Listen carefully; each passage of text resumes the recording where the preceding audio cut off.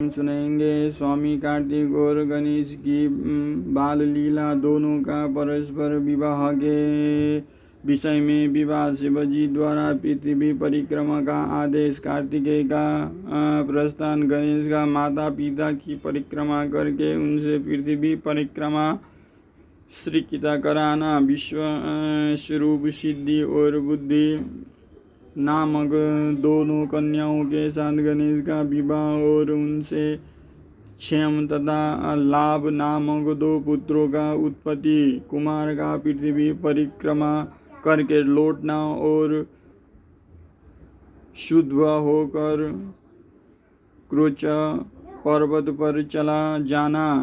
कुमार खंड के श्रवण की महिमा।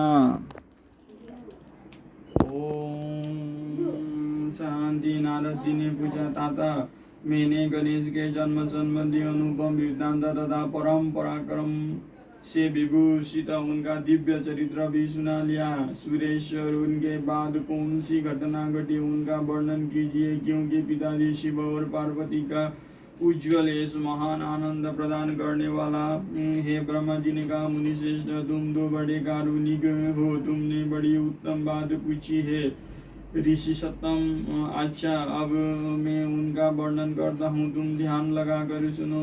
विप्रेंद्र, शिव और पार्वती अपने दोनों पुत्रों की बाल लीला देख देख कर महान प्रेम से मग्न रहने लगे। पुत्रों का लाड़ प्यार करने के कारण माता पिता का सुख दिनों दिन बढ़ता जाता था और वे दोनों कुमार प्रीतिपूर्वक आनंद के साथ तरह तरह की लीलाएं करते थे। मुनीश्वर, वे दोनों बालक स्वामी कार्तिक और गणेश भक्तिपूरित चित्त से सदा माता पिता की परिचर्या किया करते थे।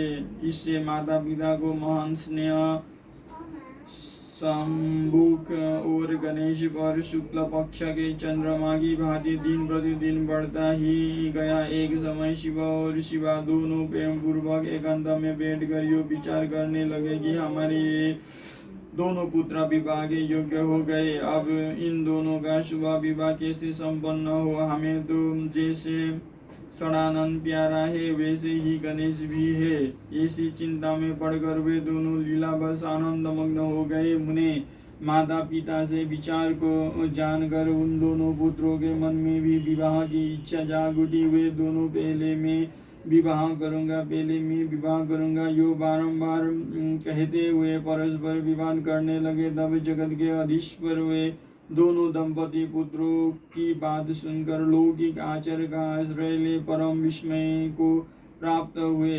कुछ समय बाद उन्होंने अपने दोनों पुत्रों को बुलाया और उनसे इस प्रकार कहा। शिव पार्वती बोले, सुपुत्रों, हम लोगों ने पहले से ही एक ऐसा नियम बना रखा है, जो पुत्र जो तुम दोनों के लिए सुखदायक होगा। अब हम यथार्थ रूप से उसका वर्णन करते हैं। तुम लोग प्रेम पूर्वक सुनो। प्यारे बच्चों, तुम दोनों पुत्र समान ही प्यारे हैं। किसी पर विशेष प्रेम ही हो ऐसी बात नहीं है। अतः हमने तुम लोगों के विवाह के विषय में एक ऐसी शर्त बताई हो जो दोनों के लिए कल्याणकारिणी है। वो शर्त यह है कि जो सारी पृथ्वी की परिक्रमा करके पहले लौट आएगा उसी का शुभ विवाह पहले किया जाएगा। ब्रह्मा जी कहते हैं, मुने, माता पिता की यह बात सुनकर सरजन्मा महाबली कार्तिकेय तुरंत ही अपने स्थान से पृथ्वी की परिक्रमा करने के लिए चल दिए, परंतु अगाध बुद्धि संपन्न गणेश वहीं खड़े रह गए।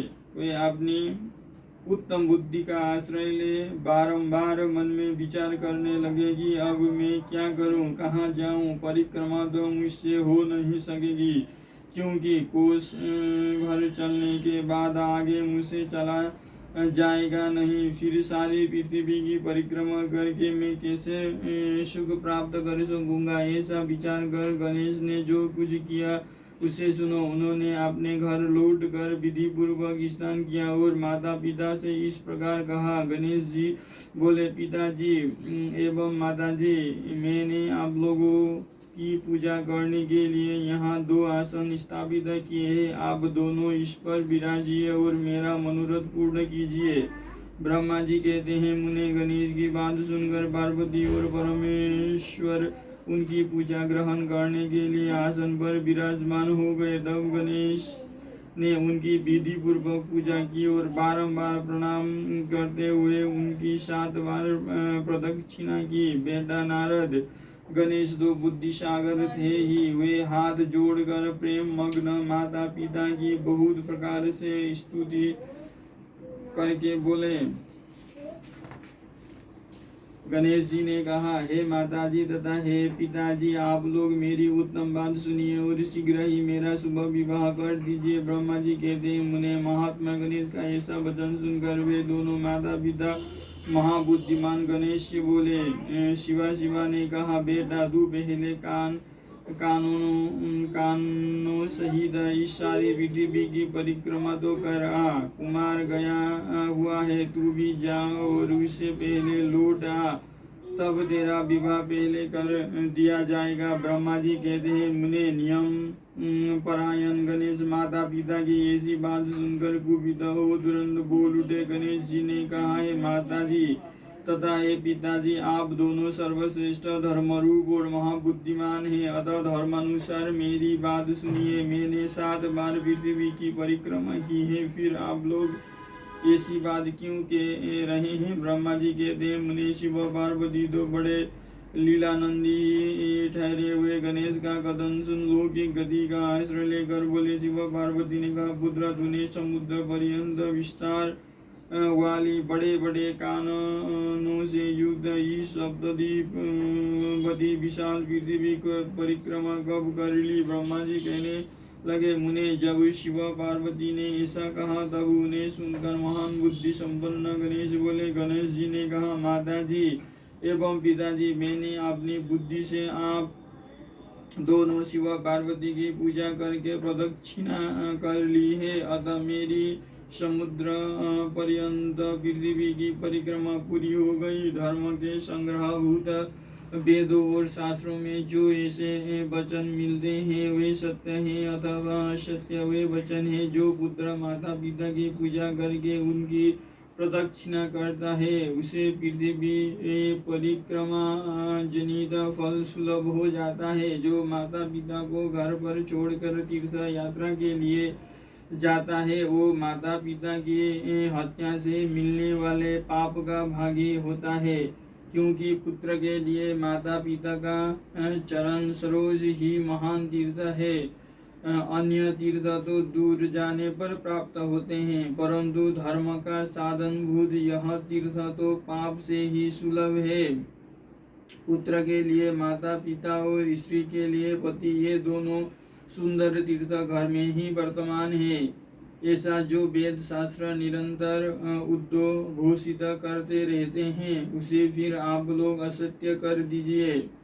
जो यदि वो असत्य हो जाएगा तो निस्संदेह वेद भी असत्य हो जाएगा और वेद द्वारा वर्णित आपका यह स्वरूप भी झूठा समझा जाएगा। इसीलिए या तो शीघ्र ही मेरा शुभ विवाह कर दीजिए अथवा यो कह दीजिए कि वेद शास्त्र झूठे हैं, आप दोनों धर्म रूप हैं। अतः भली भांति विचार करके इन दोनों में जो परमोत्तम पतित हो उसे प्रयत्न पूर्वक करना चाहिए। ब्रह्मा जी कहते हैं, मुने तब जो बुद्धिमानों में श्रेष्ठ उत्तम बुद्धि संपन्न तथा महान ज्ञानी है वो पार्वती नंदन गणेश इतना कहकर चुप हो गए। उधर वे दोनों पति पत्नी जगदीश्वर शिव पार्वती गणेश के वचन सुनकर परम विस्मित हुए। तदनंतर वे यथार्थभाषी एवं अद्भुत बुद्धि वाले अपने पुत्र गणेश की प्रशंसा करते हुए बोले। शिवा ने कहा, बेटा तू महान आत्मबल से संपन्न है, इसी से तुमसे निर्मल बुद्धि उत्पन्न हुई है। तूने जो बात कही है वो बिल्कुल सत्य है, अन्यथा नहीं है। दुख का अवसर आने पर जिसकी बुद्धि विशिष्ट हो जाती है उसका दुख उसी प्रकार विनष्ट हो जाता है जैसे सूर्य के उदय होते ही अंधकार। जिसके पास बुद्धि है वही बलवान है, बुद्धिहीन के पास बल कहाँ। पुत्र वेद शास्त्र और पुराणों में बालक के लिए धर्म पालन की जैसी बात कही गई है वो सब तूने पूरी कर ली। तूने जो बात की है वो दूसरा कौन कर सकता है। हमने तेरी वो बात मान ली, अब इसके विपरीत नहीं करेंगे। ब्रह्मा जी कहते हैं, नारद यो कहकर उन दोनों ने बुद्धिसागर गणेश को सांत्वना दी और फिर वे उनके विवाह के संबंध में उत्तम विचार करने लगे। इसी समय जब प्रसन्न बुद्धि वाले प्रजापति विश्वरूप को शिवजी के उद्योग का पता चला, तब उस पर विचार करके उन्हें परम सुख प्राप्त हुआ। उन प्रजापति विश्वरूप के दिव्य रूप संपन्न एवं सर्वांग शोभना दो सुंदरी कन्याएं थी, जिनका नाम सिद्धि और बुद्धि था। भगवान शंकर और गिरिजा ने उन दोनों के साथ हर्षपूर्वक गणेश का विवाह सत्कार संपन्न किया। उस विवाह के अवसर पर संपूर्ण देवन प्रसन्न होकर पधारे। उस समय शिव और पार्वती का जैसा मनोरथ था उसी के अनुसार विश्वकर्मा ने वो विवाह किया। उसे देखकर ऋषियों तथा देवताओं को परम हर्ष प्राप्त हुआ। मुने गणेश को भी उन दोनों पत्नियों के मिलने से जो सुख प्राप्त हुआ उसका वर्णन नहीं किया जा सकता। कुछ काल के पश्चात महात्मा गणेश के उन दोनों पत्नियों से दो दिव्य पुत्र उत्पन्न हुए। उनमें गणेश पत्नी सिद्धि के गर्भ से सेम नामक पुत्र पैदा हुआ और बुद्धि के गर्भ से जिस परम सुंदर पुत्र ने जन्म लिया उसका नाम लाभ हुआ। इस प्रकार जब गणेश अचिंत्य सुख का भोग करते हुए निवास करने लगे, तब दूसरे पुत्र स्वामी कार्तिक पृथ्वी की परिक्रमा करके लौटे।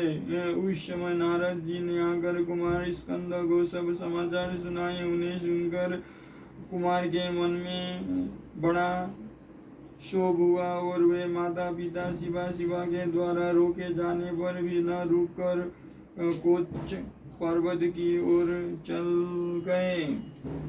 देवर से इसी दिन से शिवपुत्र स्वामी कार्तिकेय का कुमारत्व कुंवारपना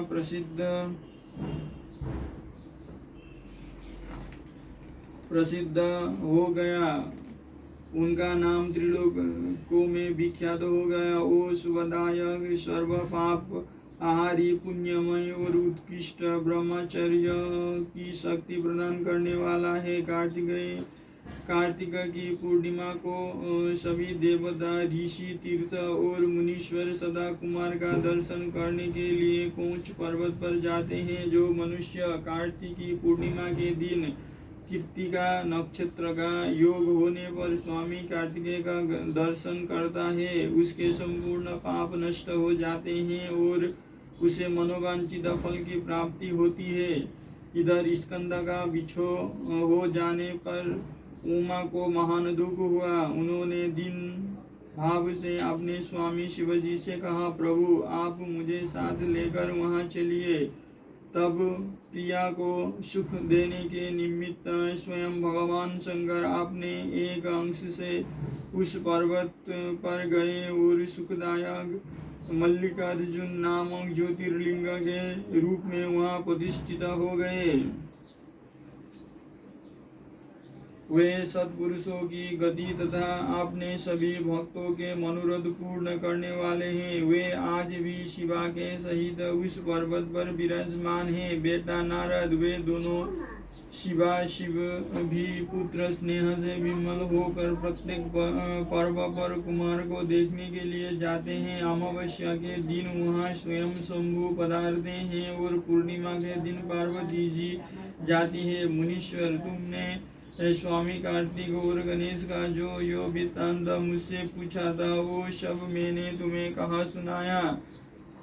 इसे सुनकर बुद्धिमान मनुष्य समस्त पापों से मुक्त हो जाता है और उसकी सभी शुभकामनाएं पूर्ण हो जाती है। जो मनुष्य इस चरित्र को पढ़ता अथवा पढ़ाता है एवं सुनता अथवा सुनाता है, निसंदेह उसके सभी मनोरथ सफल हो जाते हैं। यह अनुपम आख्यान पापनाशक, कीर्ति प्रद, सुखवर्धक, आयु बढ़ने वाला, स्वर्ग की प्राप्ति करने वाला, पुत्र पौत्र की वृद्धि करने वाला, मोक्ष प्रद, शिवजी के उत्तम ज्ञान का प्रदाता, शिव पार्वती में प्रेम उत्पन्न करने वाला और शिव भक्ति वर्धक है। यह कल्याणकारक शिवजी के अद्वैत ज्ञान का दाता और सदा शिवमय है। अतः मोक्षकामी एवं निष्काम भक्तों को सदा इसका स्मरण करना चाहिए। रुद्र संगीता कुमार खंड संपूर्ण।